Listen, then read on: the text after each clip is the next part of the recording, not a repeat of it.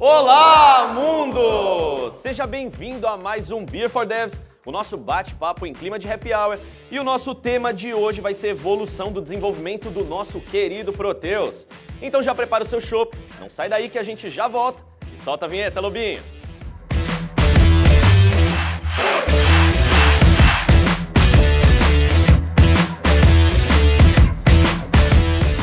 E para começar o nosso bate-papo dessa edição, a gente vai falar sobre boas práticas de desenvolvimento de software, em especial do ADVPL.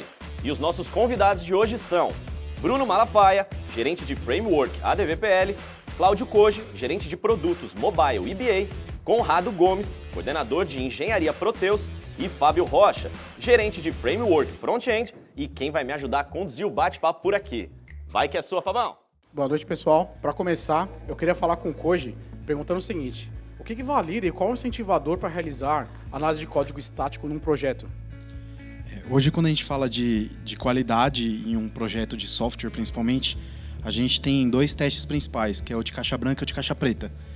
O teste de caixa preta é o que a gente conhece que é teste unitário, teste integrado, que basicamente você dá uma entrada e confere se a saída foi a que você esperava que fosse. Esse tipo de teste, ele valida principalmente se você está fazendo a coisa certa. E aí tem um outro teste, que é o de caixa branca, que ele se preocupa com o que está acontecendo nesse meio do caminho. E esse teste valida se você está fazendo a coisa certa acontecer do jeito certo. E aí, principalmente, onde entra a análise de código. Então, é você olhar a forma como o desenvolvedor, principalmente, escreveu o código, se obedece boas práticas, se ele está seguindo os padrões que foram determinados, se não tem nenhuma vulnerabilidade de código. Então é principalmente nesse item onde é o maior ganho da análise de código. E você vê hoje as aplicações mais novas, os novos desenvolvedores já começam aprendendo dessa forma, certo? Pensando em análise de código e assim por diante. Mas aí quando a gente começa a pensar em projetos de grandes volumes de fontes, principalmente os que têm muitos anos de vida, qual que é o principal desafio para começar a usar essa análise de código, Conrado? Por exemplo, se a gente vê o Proteus, né? O Proteus ele tem mais de 16 mil códigos fontes, tem mais de 10 milhões de linhas de fontes. Então, e assim, como é um software que já tem alguns anos de existência, as boas práticas nesse tempo, nesses 10, 15 anos, elas também evoluem junto. Então, por exemplo, hoje, quando a gente encontra uma regra nova que a gente quer usar, ou a gente acha que fazer desse jeito não traz uma melhor performance, a gente acaba incluindo essa regra numa ferramenta que a gente desenvolveu, inclusive é uma ferramenta que a gente disponibiliza até para os nossos clientes. E nessa ferramenta, só que o curioso é, como a gente acabou de adicionar uma regra nova, logo de cara você já sobe 300 mensagens, ou seja, cada vez que a gente adiciona uma regra nova, existem consequências e a gente precisa medir essas consequências. E é justamente nesse tipo de projeto, né, de tamanho, que para você, com diferentes equipes, que tem diferentes times de desenvolvimento, você equalizar o desenvolvimento e as boas práticas entre todo mundo, sem uma ajuda de uma ferramenta para suportar esse tipo de iniciativa, é mais difícil, né? E nessa ferramenta a gente também tem que manter o histórico, né? Como mudou? A gente está melhorando ou está piorando na utilização das regras? E assim, e mesmo as regras que são apontadas, elas têm algumas categorias, né? Você tem regras que são bugs, você tem regras que são code smells, né? Tipo, não tá do melhor jeito, não é um problema, mas não tá do melhor jeito. E tem regras como são regras proibitivas, do tipo, não pode usar isso daqui de jeito nenhum. E simplesmente boas práticas de código-fonte, para performance. Vulnerabilidades também aparecem nesses... Segurança também, né? E no dia a dia aqui do Proteus, o que está sendo feito e como impacta para o desenvolvedor que tem programado a DVPL? Como está impactando essa mudança de cultura da análise de código? Pode falar. Como assim? Como a gente já adicionou muitas regras nessa ferramenta, o que a gente acaba fazendo a gente acaba priorizando assim, quais são as primeiras situações que a gente precisa atacar para melhorar a qualidade do nosso software. Então a gente cria prioridades, a gente tem um histórico disso, planeja junto com as equipes e aí eles acabam atuando. E é sempre um desafio, né? Porque é você pegar uma coisa que já está funcionando, às vezes funcionando bem, e você tem que dar aquela mexida para garantir que no futuro ela se mantenha coesa. O que a gente tem feito, recorrente inclusive, é trabalhado com metas, né? Então critérios de expedição de um release normalmente estão atrelados à solução de alguns bugs que a gente julga naquele momento que são impeditivos. Então, inclusive, num release pode ser que eu tinha um code smell, que na verdade não impedia que eu expedisse aquele release, mas num próximo eu tornei ele um bug e fiz com que obrigatoriamente as equipes visitassem aquele tema, entendeu? Então, a gente tem cuidado desse aspecto nesse sentido nos últimos anos, tá? Então, basicamente, não é tentar arrumar a casa toda numa vez só. Começando por prioridades de bugs e vulnerabilidades de segurança, depois você vem para code smell, até a gente chegar num ponto que o máximo de fonte possível já está coberto, né? E quando a gente fala de Proteus, a gente também tem uma característica que a gente não está preocupado só com fonte que a gente gera dentro da TOTOS.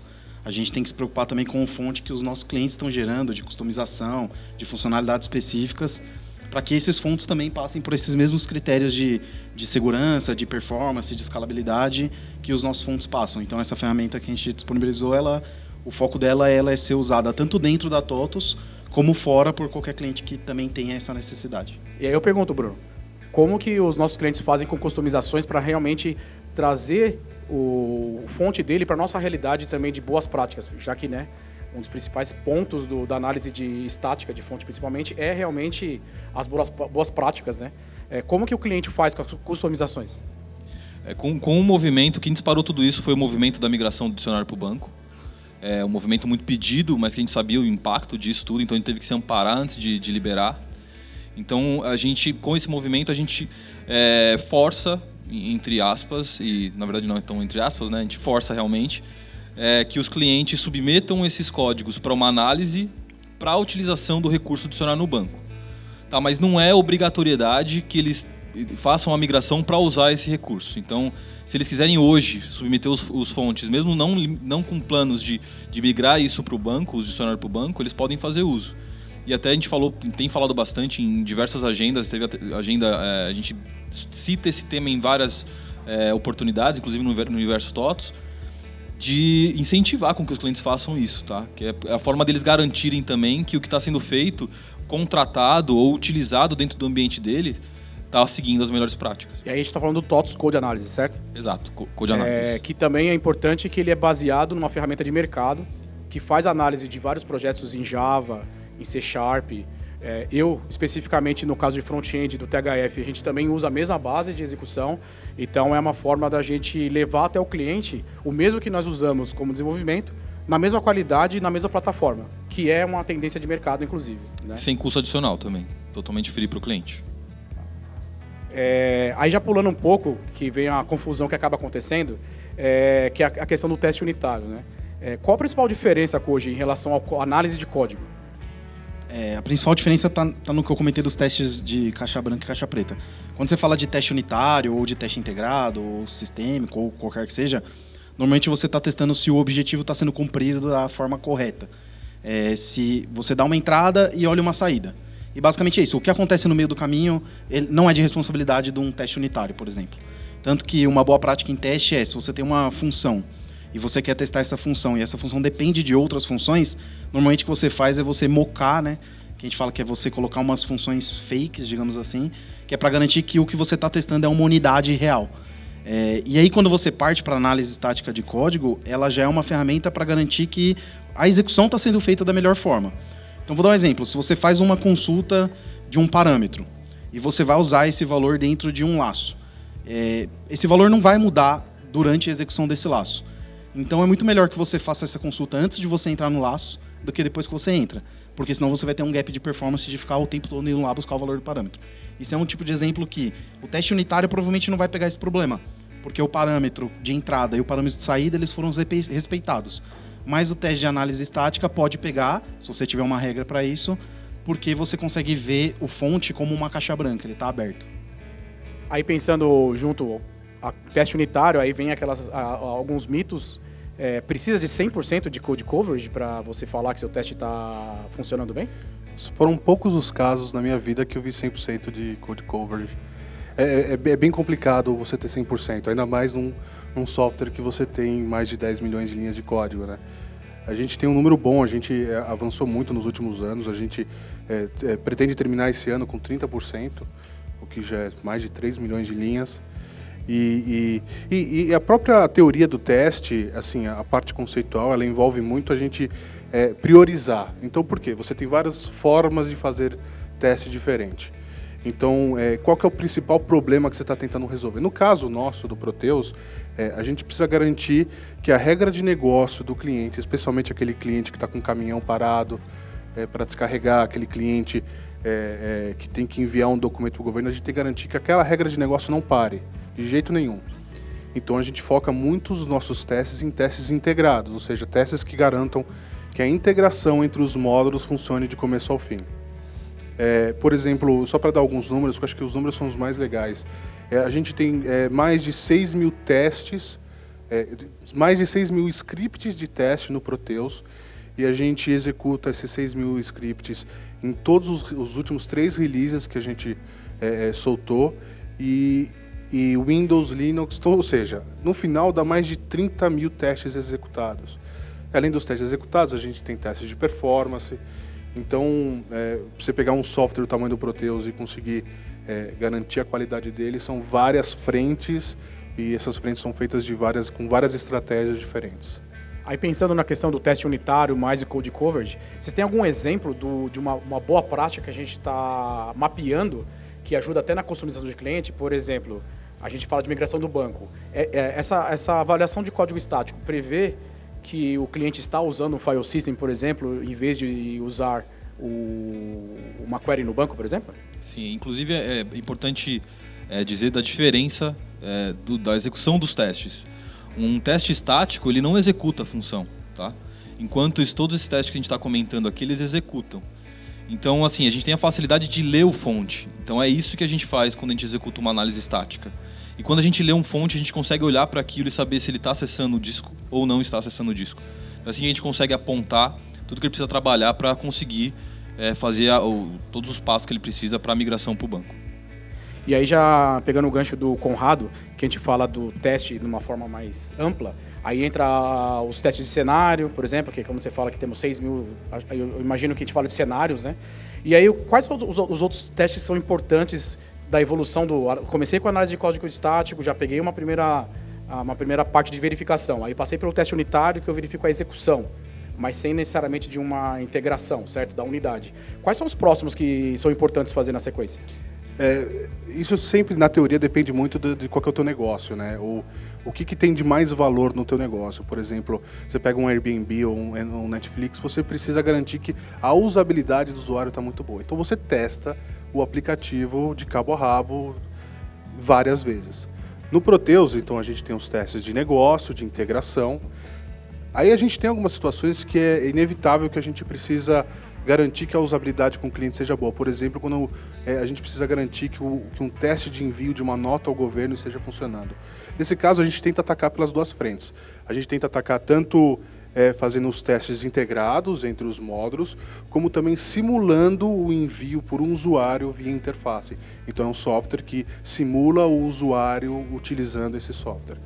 Então, acho que esses são os dois principais usos de ferramentas que a gente tem para testar no Proteus. E aí, no caso dessas ferramentas, uma delas é o TIR, correto? É o TIR. E aí eu queria que você desse um geral sobre ele, onde ele fica. Eu sei que é open source, que está lá no nosso GitHub.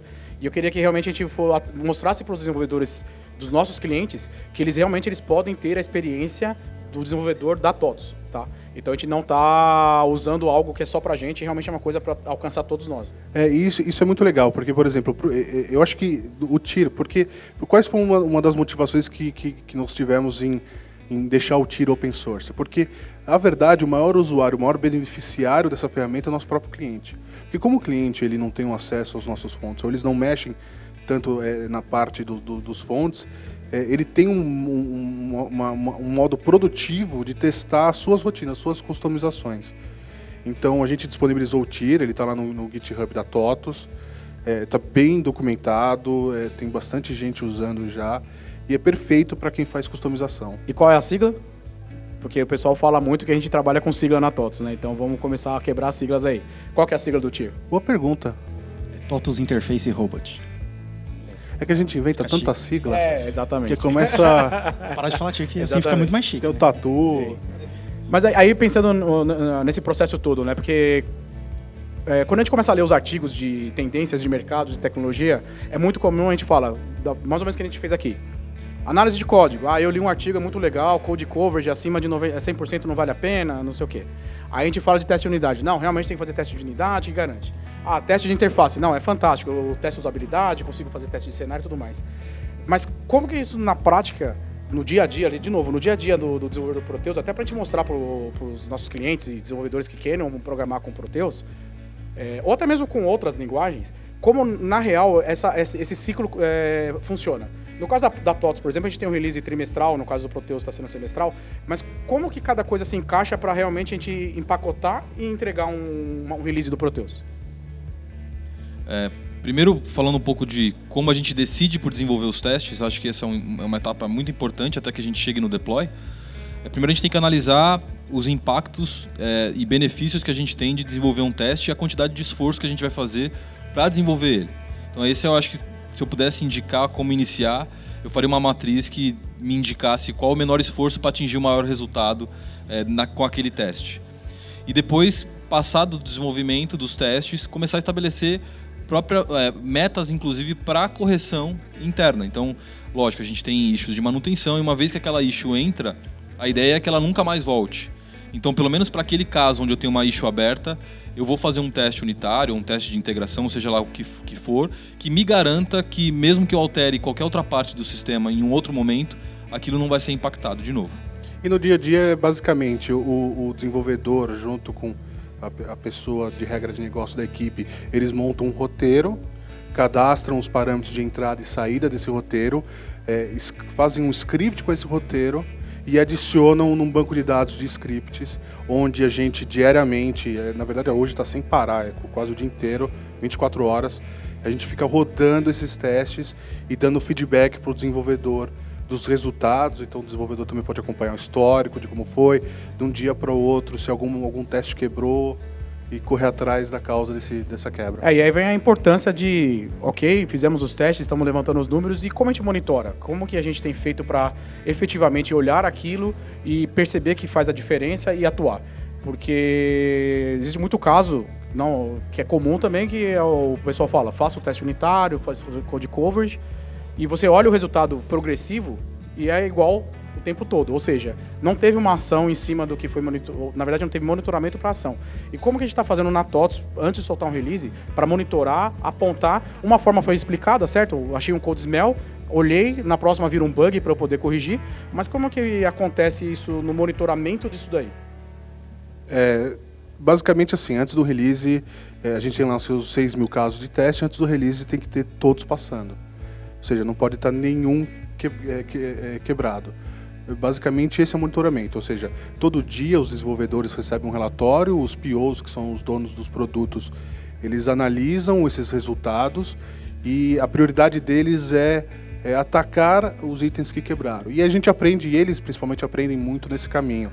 Então você pega alguns módulos, como por exemplo o módulo de RH, que é o módulo que tem a maior quantidade de testes, eles já estão quase que semanalmente com sempre zeradinho, sempre bonitinho, e assim que eles garantem uma qualidade fenomenal no módulo deles. Isso abre portas para a gente fazer coisa como, por exemplo, uma expedição contínua, né? Então, no módulo de RH, por exemplo, que é o que a gente já está mais povoado de testes, uma vez por semana a gente está liberando um pacote ali com as atualizações, porque a gente tem cada vez mais uma segurança de que antes de ir para a rua isso passa por uma bateria de testes bem rigorosa.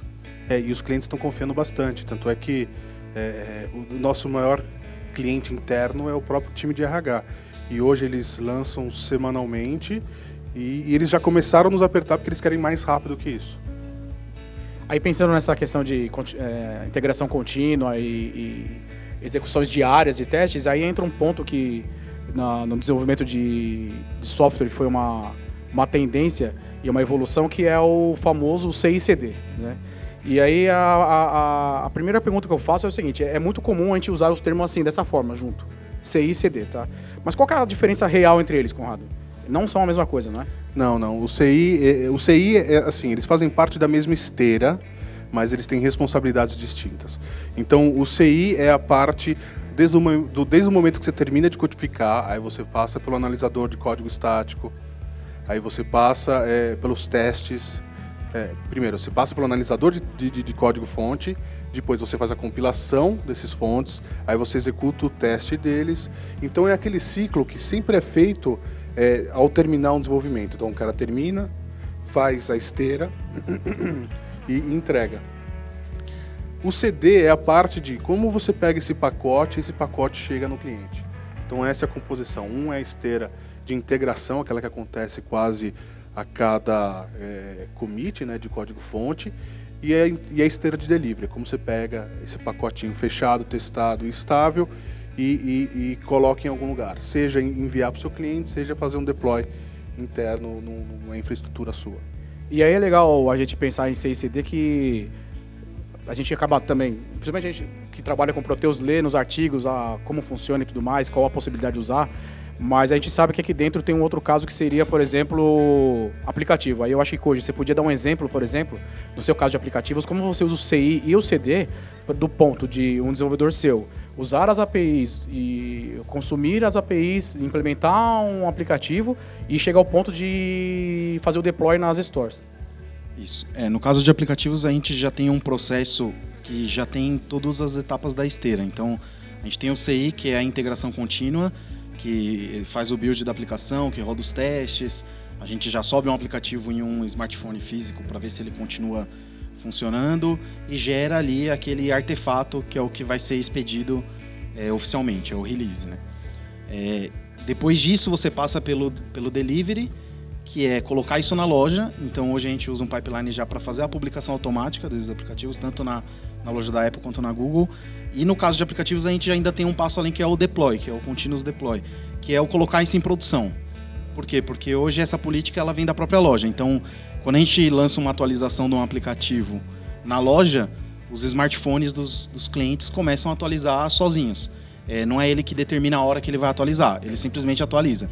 Então a gente precisa ter aí, novamente a gente volta nas boas práticas.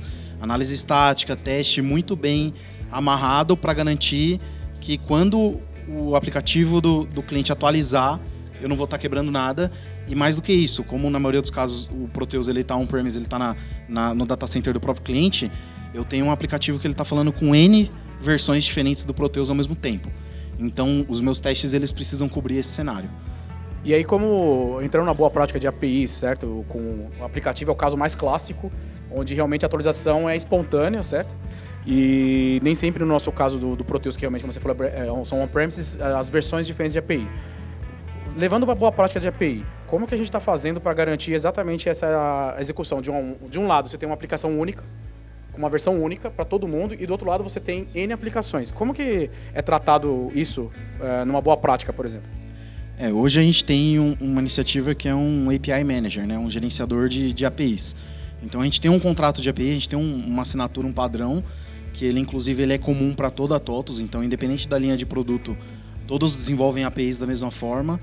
E a gente tem um gerenciamento dessas APIs, tanto na nossa plataforma de mobilidade, quanto no gerenciador de APIs. E aí, quando a gente, mesmo que a gente não esteja falando de aplicações de smartphone, também há consumos de API, né?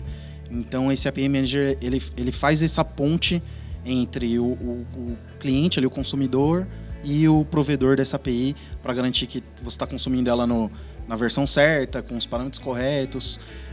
E nas APIs a gente tem todo o mesmo modelo. Então, a gente também tem análise estática de fonte de API, a gente também tem teste automatizado de API, para garantir que esse fluxo seja contínuo. Isso permite hoje que a gente faça, por exemplo, uma expedição de aplicativo praticamente uma vez por semana, a gente consegue atualizar ele na loja. Obrigado, Code, por ter explicado e mostrado que CI, CD e tudo que a gente explicou serve tanto para Proteus, aplicativos e outras aplicações. Boa, Fabão! E assim a gente encerra o nosso primeiro bloco sobre desenvolvimento no Proteus. Agora fica ligado que na próxima semana tem conteúdo novo e a gente vai tratar sobre como migrar aplicações para containers. Então já aproveita, se inscreve no canal, deixa o seu like e clica no sininho para receber todas as notificações.